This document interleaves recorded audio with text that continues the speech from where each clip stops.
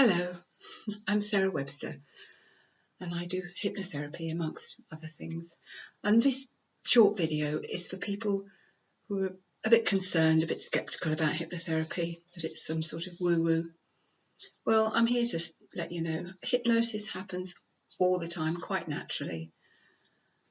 If you drive, you'll understand that sometimes if you've had a busy day at work, you get in the car, your mind is on something else, you start the engine up, and next thing you know, you're home. It's like, how did that happen? I don't know. Well, your unconscious mind drove you home. Fortunately, it knows how to do it because you taught it well. And you get home. And it would only be if something unusual happened on that journey that your conscious mind might have to click in. Apart from that, your unconscious mind can do the job really, really well. So you can free to think about other things, talk to your friends in the car or whatever it is. And it's also the same with a good book or a engrossing film. You're in it. You're living that film. You're not really there. You're sitting in a chair at home, probably, or in the cinema. And you just find yourself in that story. That's hypnosis. Now, we have a conscious mind and an unconscious mind. And without getting too complicated, there is like a critical faculty, which is something that develops when you're about 8 or 9. Before then, you're conscious. There's no critical faculty. You just learn what you learn. You just keep, whatever mum says or dad says, or you just take it as read. Father Christmas, Tooth Fairy. You don't even question it. So it's only when you get that bit older you begin to think, I don't know, is there really Father Christmas? And then unfortunately you find out that there isn't, and it's all a bit sad. But during that time, you're like a sponge. Your unconscious mind is absorbing all sorts of information, whether it's useful or not useful.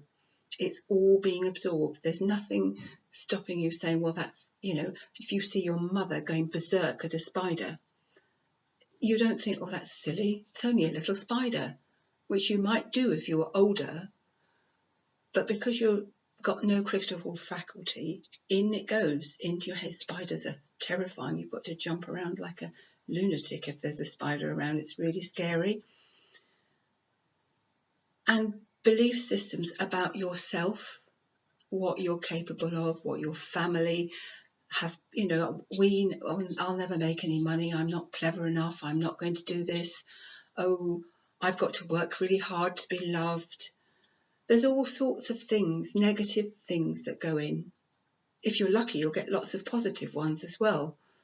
But then your critical faculty comes up and it's, somebody says, oh, you'll be really good at this when you'll make loads of money. It's like, no, I can't, because I'm never going to make any money. It's not going through, or I don't work hard enough. Nobody's ever going to love me. I'm not lovable. There's all sorts of things that are stuck in your head. And one of the biggest ones is, I'm not good enough. There's not many people that feel they are good enough in all aspects of their life to be perfectly confident in that. We are actually all good enough. But hypnosis enables us, we lower that critical faculty so that we can get into the unconscious mind, new ways of being, new thoughts. So you can get in, I'm not good enough, I'm actually really lovable, and I'm just fine the way I am. You can change those thoughts. All the negative ones can be changed. Obviously, the positive ones can be even more positive. But while you're hypnotized, that critical faculty is down. That critical faculty also comes down in highly emotional states, so in trauma or in love, in excitement or in pain. that critical faculty comes down, so people can be given suggestions at that time. So, you know, if somebody's had a nasty accident and you get the responding team, you know, at the ambulance paramedics, and they're trained to say positive things, even if it looks like you're going to lose your arm. They're not going to say, oh my God, you're going to lose the arm. They will be as positive and as calm as possible to reinforce that you may well be okay, that you're going to be fine, which will give you the maximum power to overcome that injury. Anyway, this is all going on, but just what I want to say is when you are hypnotized, it's different for everybody, but it's a two-way thing. You have to play your part and I play mine. It's used for your imagination, your concentration, and following my instructions. Now, if I was to try and give you an instruction that you were not happy with, the critical faculty will come up and you will come out of hypnosis. If something was to happen, because quite often we do this now, especially now, over Zoom. So if something was to happen in your house, some sort of emergency, or the Zoom went down, up comes your critical faculty and you come out of hypnosis. It's just that easy. But while it's doing you good and you can feel the benefit of it, we can change the thoughts. And this can be done for all sorts of things. It's absolutely wonderful.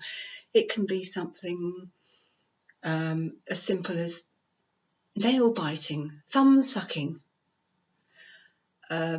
cigarette smoking, anxiety. But even better, you can do it for old pain that's not serving you, grief. You know, everybody has to grieve, but you don't have to go on grieving forever. There comes a time when it's time to move on.